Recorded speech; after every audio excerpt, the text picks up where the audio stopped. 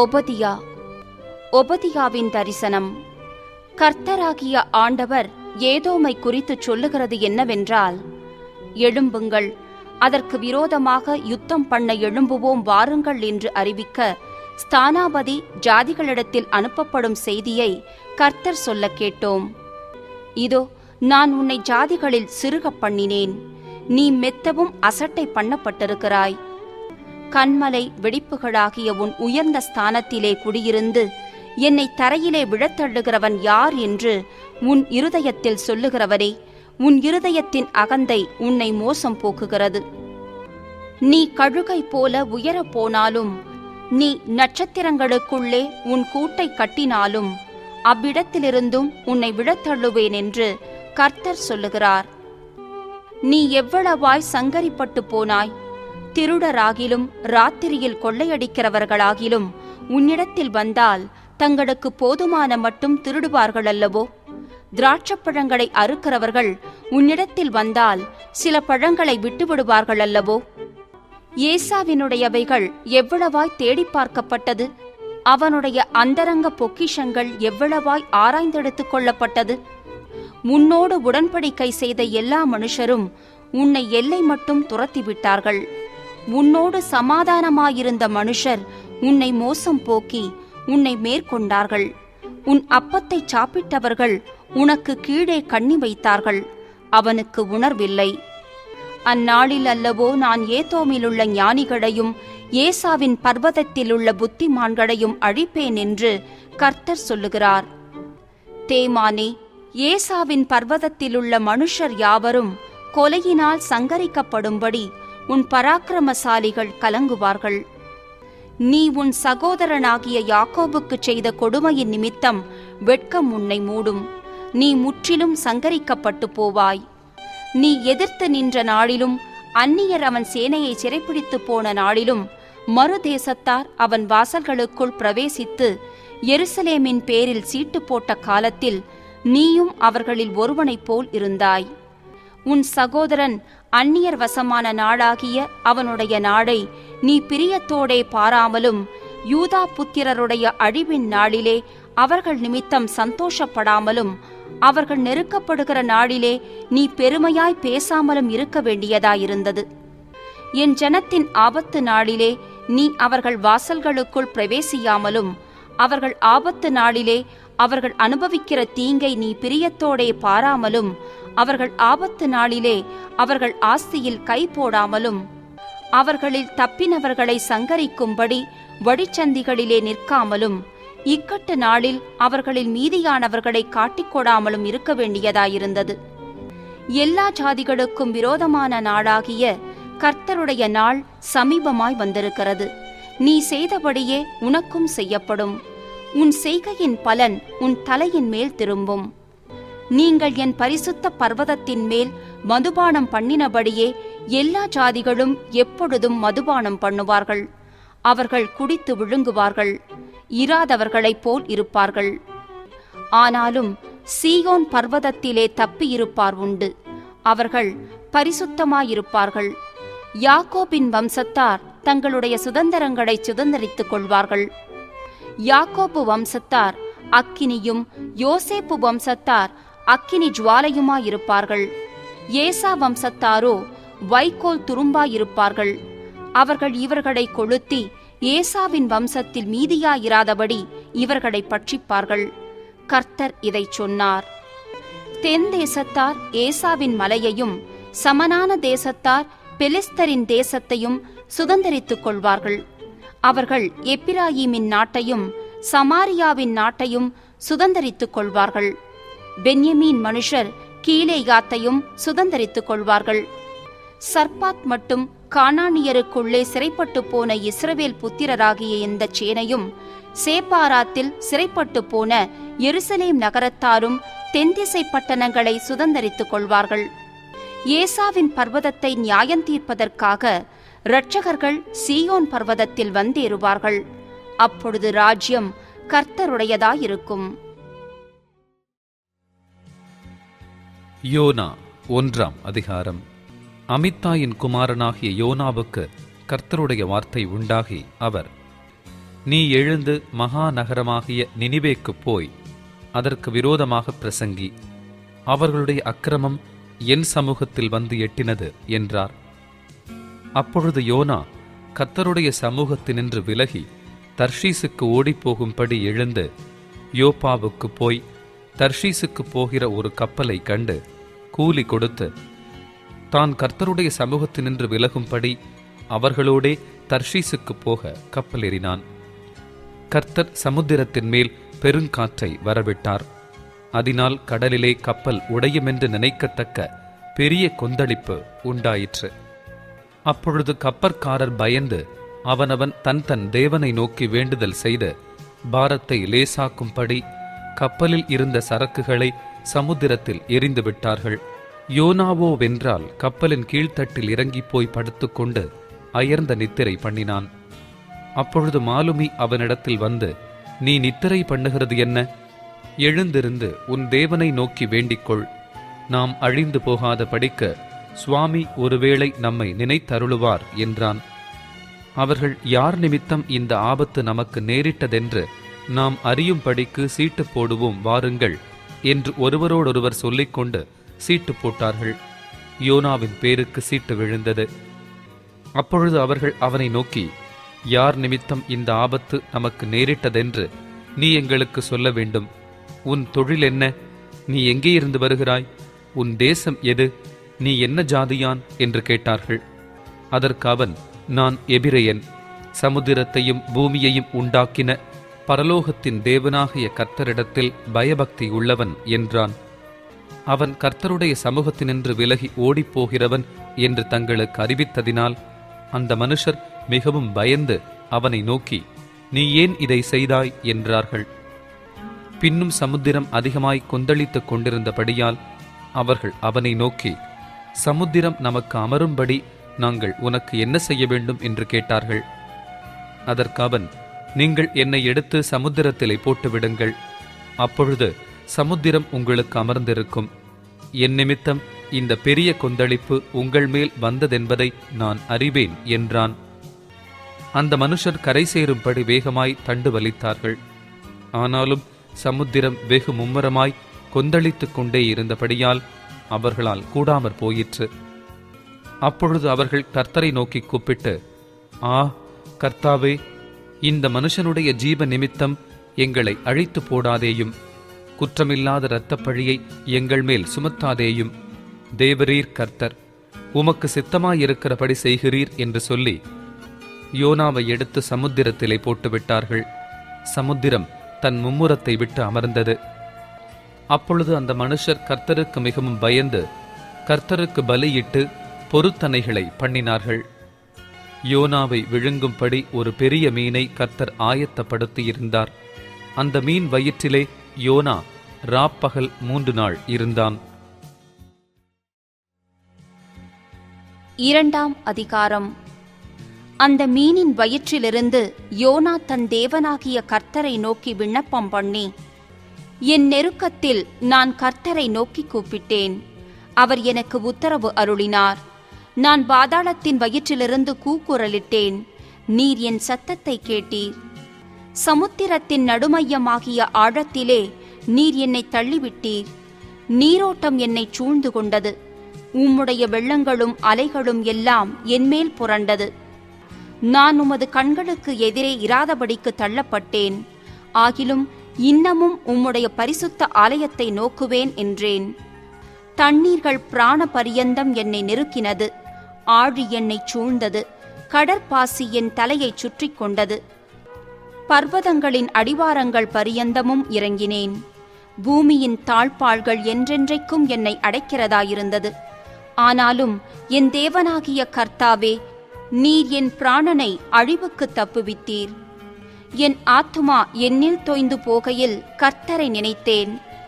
அப்பொழுது என் விண்ணப்பம் உமது பரிசுத்த ஆலயத்திலே உம்மிடத்தில் வந்து சேர்ந்தது. பொய்யான மாயையை பற்றி கொள்ளுகிறவர்கள் தங்களுக்கு வரும் கிருபையை போக்கடிக்கிறார்கள். நானோவெனில் துதியின் சத்தத்தோடே உமக்கு பலியிடுவேன். நான் பண்ணின பொருத்தனையை செலுத்துவேன். ரட்சிப்பு கர்த்தருடையது என்றான். கர்த்தர் மீனுக்கு கட்டளையிட்டார். அது யோனாவை கரையிலே கக்கிவிட்டது. 3ஆம் அதிகாரம்.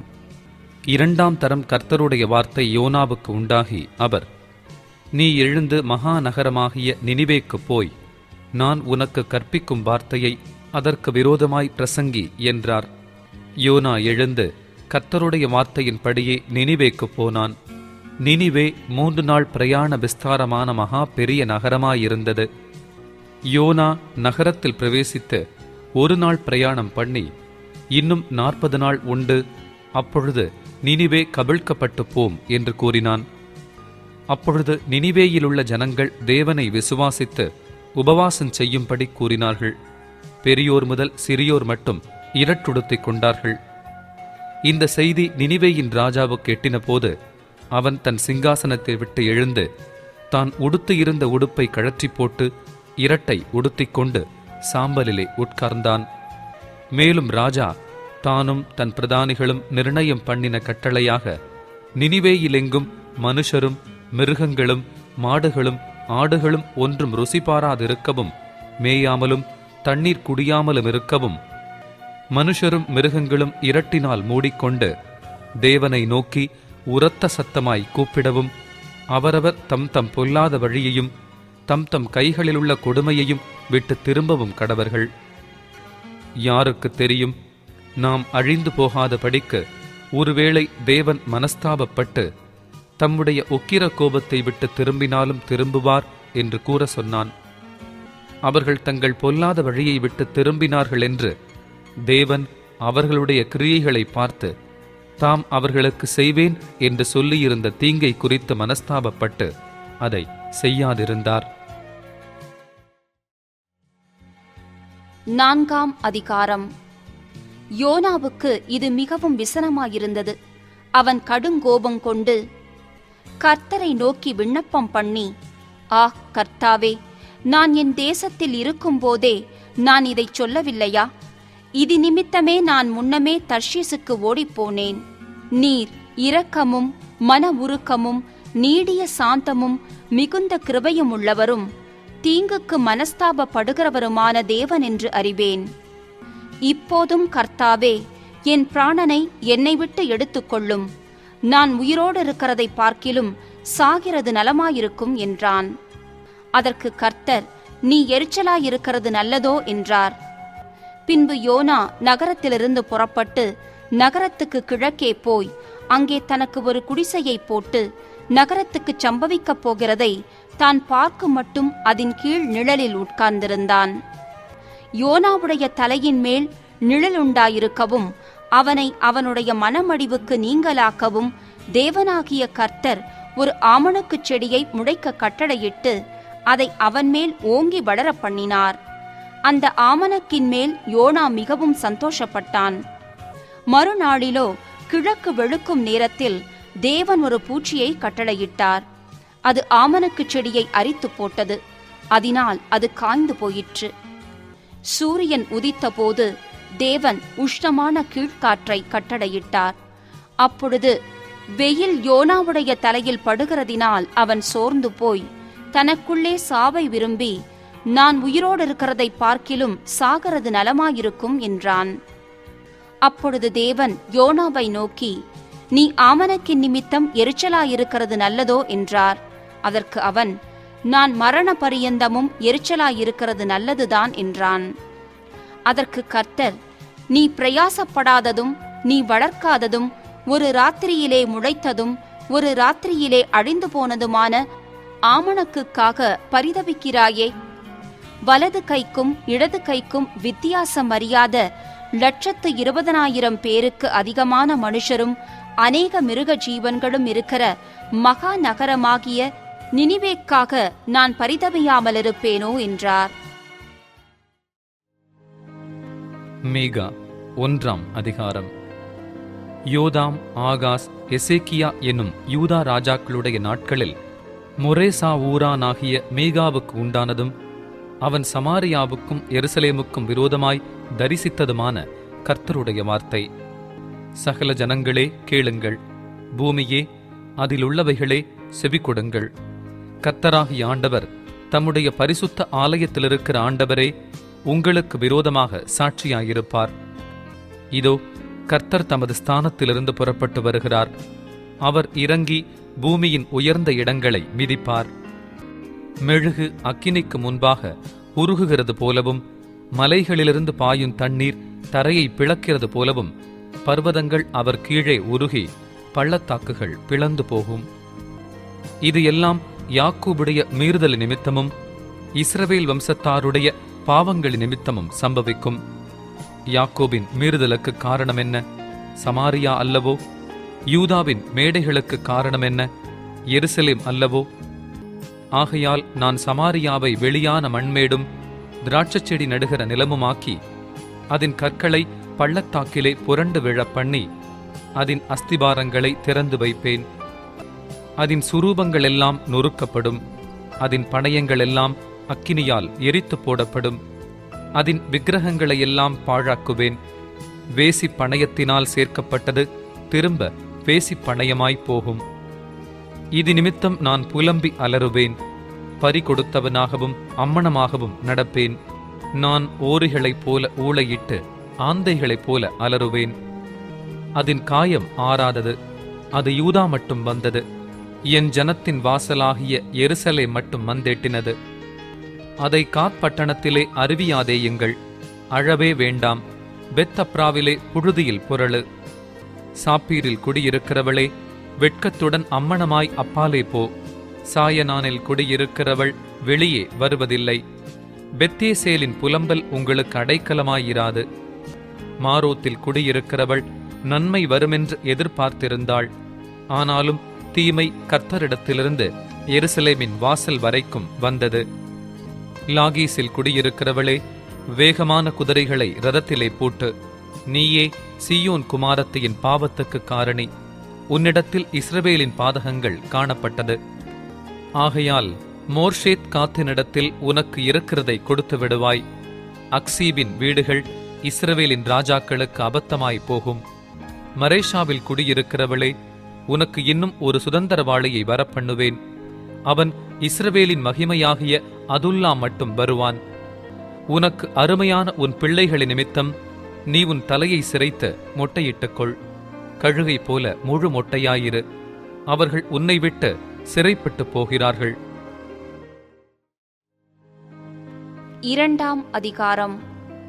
அக்கிரமத்தை யோசித்து தங்கள் படுக்கைகளின் மேல் பொல்லாப்பு செய்ய எத்தனம் பண்ணி தங்கள் கையில் வல்லமை இருக்கிறபடியினால் விடியற்காலமாகிறபோது அதை நடப்பித்து, வயல்களை இச்சித்து பறித்து கொண்டு வீடுகளை இச்சித்து எடுத்துக்கொண்டு புருஷனையும் அவன் வீட்டையும் மனுஷனையும் அவன் சுதந்திரத்தையும் ஒடுக்குகிறவர்களுக்கு ஐயோ! ஆகையால் கர்த்தர், நான் இந்த வம்சத்தாருக்கு விரோதமாய் தீமையை வருவிக்க நினைக்கிறேன். அதினின்று நீங்கள் கழுத்தை நீக்க மாட்டீர்கள். நீங்கள் மேட்டிமையாய் நடப்பதில்லை. அது தீமையான காலம். அந்நாளில் உங்கள் பேரில் ஒப்புச் சொல்லி, நாம் முற்றிலும் பாழானோம். நமது ஜனத்தின் சுதந்திரத்தை மாற்றி போட்டார். என்னமாய் அதை என்னை விட்டு நீக்கி போட்டார். நமது வயல்களை பிடுங்கி பகிர்ந்து கொடுத்தாரே என்று துயரமான புலம்பலாய் புலம்புவார்கள். கர்த்தரின் சபையில் சுதந்திர வீதங்களை அளந்து கொடுக்கிறவர்கள் உனக்கு இல்லாதிருப்பார்கள். தீர்க்க தரிசனம் சொல்லாதிருப்பீர்களாக என்கிறார்கள். அவர்கள் தீர்க்க தரிசனம் சொல்லுவார்கள். இந்த பிரகாரமாய் அவர்கள் தீர்க்க தரிசனம் சொல்லாவிட்டால் நிந்தை நீங்காதே. யாக்கோப்பு வம்சம் என்று பெயர் பெற்றவர்களே, கர்த்தரின் ஆவி குறுகியிருக்கிறதோ? அவருடைய கிரியைகள் இவைகள்தானோ? செம்மையாய் நடக்கிறவனுக்கு என் வார்த்தைகள் நன்மை செய்யாதோ? என் ஜனங்கள் பூர்வ முதல் சத்துருவைப் போல் எழும்பினார்கள். யுத்தத்திலிருந்து திரும்பி வந்து வழியில் அஞ்சாமல் கடந்து போகிறவர்களுடைய மேலங்கியையும் வஸ்திரத்தையும் உரிந்து கொண்டீர்கள். என் ஜனத்தின் ஸ்திரீகளை அவர்களுடைய சௌக்கியமான வீடுகளிலிருந்து துரத்திவிட்டீர்கள். அவர்களுடைய குழந்தைகளுக்கு இருந்த என் அலங்காரத்தை என்றைக்கும் இல்லாதபடிக்கு பறித்து கொண்டீர்கள். எழுந்திருந்து போங்கள். இது நீங்கள் இளைப்பாறும் இடம் அல்ல. இது தீட்டுப்பட்டது. இது உங்களை நாசப்படுத்தும். அந்த நாசம் மிகவும் கொடியதாயிருக்கும். மனம் போகிற போக்கின்படி போய் அபத்தமானதை உரைக்கிற ஒருவன் திராட்ச ரசத்தையும் மதுபானத்தையும் குறித்து நான் உனக்கு பிரசங்கிப்பேன் என்றால் அவனே இந்த ஜனத்திற்கு ஏற்ற பிரசங்கியாயிருப்பான். யாக்கோபின் ஜனங்களே, உங்கள் எல்லாரையும் நான் நிச்சயமாய் கூட்டுவேன். இஸ்ரவேலில் மீதியானவர்களை நிச்சயமாய் சேர்ப்பேன். போஸ்ராவின் ஆடுகளைப் போல் அவர்களை ஏக கூட்டமாக்குவேன். தன் தொழுவத்துக்குள்ளே சேர்ந்த மந்தைக்கு சமானமாய் ஜனத்திரளினாலே இரைச்சல் உண்டாகும். தடைகளை நீக்கிப் போடுகிறவர் அவர்களுக்கு முன்பாக நடந்து போகிறார். அவர்கள் தடைகளை நீக்கி வாசலால் உட்பிரவேசித்து கடந்து போவார்கள். அவர்கள் ராஜா அவர்களுக்கு முன்பாக போவார். கர்த்தர் அவர்கள் முன்னணியில் நடந்து போவார். 3ஆம் அதிகாரம். நான் சொன்னது, யாக்கோபின் தலைவர்களே, இஸ்ரவேல் வம்சத்து அதிபதிகளே, நியாயம் இன்னதென்று அறிவது உங்களுக்கு அல்லவோ அடுத்தது. ஆனாலும் நன்மையை வெறுத்து தீமையை விரும்பி அவர்கள் மேல் இருக்கிற அவர்களுடைய தோலையும் அவர்கள் எலும்புகள் மேல் இருக்கிற அவர்களுடைய சதையையும் பிடுங்கி என் ஜனத்தின் சதையை தின்று அவர்கள் மேல் இருக்கிற அவர்களுடைய தோலை உரிந்து கொண்டு அவர்கள் எலும்புகளை முறித்து பானையிலே போடும் வண்ணமாகவும் இறைச்சியை கொப்பரைக்குள்ளே போடும் வண்ணமாகவும் அவைகளை துண்டிக்கிறார்கள். அப்பொழுது அவர்கள் கர்த்தரை நோக்கி கூப்பிடுவார்கள். ஆனாலும் அவர்கள் தங்கள் கிரியைகளில் பொல்லாதவர்களானபடியினால் அவர் அவர்களுக்கு மறு உத்தரவு கொடாமல் தமது முகத்தை அக்காலத்திலே அவர்களுக்கு மறைத்துக் கொள்ளுவார். தங்கள் பற்களினால் கடிக்கிறவர்களாயிருந்து சமாதானம் என்று சொல்லி தங்கள் வாய்க்கு உணவை கொடாதவனுக்கு விரோதமாக சண்டைக்கு ஆயத்தம் பண்ணி என் ஜனத்தை மோசம் போக்குகிற தீர்க்கதரிசிகளுக்கு விரோதமாய் கர்த்தர் சொல்லுகிறது என்னவென்றால், தரிசனம் காணக்கூடாத ராத்திரியும் குறிசொல்லக்கூடாத அந்தகாரமும் உங்களுக்கு வரும். தீர்க்கதரிசிகளின் மேல் சூரியன் அஸ்தமித்து அவர்கள் மேல் பகல் காரிருளாய் போகும். தரிசனம் பார்க்கிறவர்கள் வெட்கி, குறி சொல்லுகிறவர்கள் நாணி, உத்தரவு கொடுக்கிற தேவன் இல்லாததினால் அவர்கள் எல்லாரும் தங்கள் வாயை மூடுவார்கள். நானோ யாக்கோபுக்கு அவன் மீறுதலையும் இஸ்ரவேலுக்கு அவன் பாவத்தையும் அறிவிக்கும்படி கர்த்தருடைய ஆவி அருளிய பலத்தினாலும் நியாயத்தினாலும் பராக்கிரமத்தினாலும் நிரப்பப்பட்டிருக்கிறேன். நியாயத்தை அருவருத்து செம்மையானவைகளையெல்லாம் கோணலாக்கி சீயோனை இரத்தப் பழியினாலும் எருசலேமை அநியாயத்தினாலும் கட்டுவிக்கிற யாக்கோபு வம்சத்து தலைவர்களே, இஸ்ரவேல் வம்சத்து அதிபதிகளே, இதை கேளுங்கள். அதன் தலைவர்கள் பரிதானத்துக்கு நியாயம் தீர்க்கிறார்கள். அதன் ஆசாரியர்கள் கூலிக்கு உபதேசிக்கிறார்கள். அதன் தீர்க்கதரிசிகள் பணத்துக்கு குறி சொல்லுகிறார்கள். ஆகிலும் அவர்கள் கர்த்தரை சார்ந்து கொண்டு, கர்த்தர் எங்கள் நடுவில் இல்லையோ, தீங்கு எங்கள் மேல் வராது என்கிறார்கள். ஆகையால் உங்கள் நிமித்தம் சீயோன் வயல்வெளியைப் போல உழப்பட்டு எருசலேம் மண் மேடுகளாய்ப்போம். ஆலயத்தின் பர்வதம் காட்டு மேடுகளாய்ப்போம். 4ஆம் அதிகாரம். ஆனாலும் கடைசி நாட்களில் கர்த்தருடைய ஆலயமாகிய பர்வதம் பர்வதங்களின் கொடுமுடியில் ஸ்தாபிக்கப்பட்டு மலைகளுக்கு மேலாய் உயர்த்தப்பட்டிருக்கும். எல்லா ஜாதிகளும் அதனிடத்திற்கு ஓடி வருவார்கள். திரளான ஜாதிகள் புறப்பட்டு வந்து, நாம் கர்த்தரின் பர்வதத்துக்கும் யாக்கோபின் தேவனுடைய ஆலயத்துக்கும் போவோம் வாருங்கள். அவர் தமது வழிகளை நமக்கு போதிப்பார். நாம் அவர் பாதைகளில் நடப்போம் என்பார்கள். ஏனெனில் சீயோனிலிருந்து வேதமும் எருசலேமிலிருந்து கர்த்தரின் வசனமும் வெளிப்படும். அவர் திரளான ஜனங்களுக்குள் நியாயம் தீர்த்து தூரத்திலுள்ள பலத்த ஜாதிகளை கடிந்து கொள்ளுவார். அப்பொழுது அவர்கள் தங்கள் பட்டயங்களை மண்வெட்டிகளாகவும் தங்கள் ஈட்டிகளை அரிவாள்களாகவும் அடிப்பார்கள். ஒரு ஜாதிக்கு விரோதமாய் மறு ஜாதி பட்டயம் எடுப்பதில்லை. இனி அவர்கள் யுத்தத்தை கற்பதுமில்லை. அவனவன் தன் தன் திராட்சை செடியின் நிழலிலும் தன் தன் அத்திமரத்தின் நிழலிலும் பயப்படுத்துவார் இல்லாமல் உட்காருவான். சேனைகளுடைய கர்த்தரின் வாய் இதைச் சொல்லிற்று. சகல ஜனங்களும் தங்கள் தங்கள் தேவனுடைய நாமத்தை பற்றி கொண்டு நடப்பார்கள். நாங்களும் எங்கள் தேவனாகிய கர்த்தருடைய நாமத்தை பற்றி கொண்டு என்றென்றைக்கும் உள்ள சதா காலங்களிலும் நடப்போம். கர்த்தர் சொல்லுகிறது என்னவென்றால், அந்நாளிலே நான் நொண்டியானவளை சேர்த்து தள்ளுண்டவளையும் தீங்கு அனுபவித்தவளையும் கூட்டிக் கொண்டு நொண்டியானவளை மீதியான ஜனமாகவும் தூரமாய் தள்ளுண்டு போனவளை பலத்த ஜாதியாகவும் வைப்பேன். அவர்கள் பேரில் கர்த்தர் சீயோன் பர்வதத்திலே இது முதல் என்றென்றைக்கும் ராஜாவாயிருப்பார். மந்தையின் துருக்கமே, சீயோன் குமாரத்தியின் அரணே, முந்தின ஆளுகை உன்னிடத்தில் வரும். ராஜரிகம் எருசலேம் குமாரத்தியினிடத்தில் வரும். இப்போதும் நீ சத்தமிட்டு கதறுவானேன்? ராஜாவானவர் உன்னிடத்தில் இல்லையோ? உன் ஆலோசனைக்காரர் அழிந்து போனார்களோ? பிரசவிக்கிற ஸ்திரீக்கு ஒத்த வேதனை உனக்கு உண்டாகும். சீயோன் குமாரத்தியே, பிரசவ ஸ்திரீயைப் போல அம்பாயப்பட்டு வேதனைப்படு. நீ இப்போது நகரத்திலிருந்து புறப்பட்டு வெடிகளில் தங்கி பாபிலோன் வரைக்கும் போவாய். அங்கே விடுவிக்கப்படுவாய்.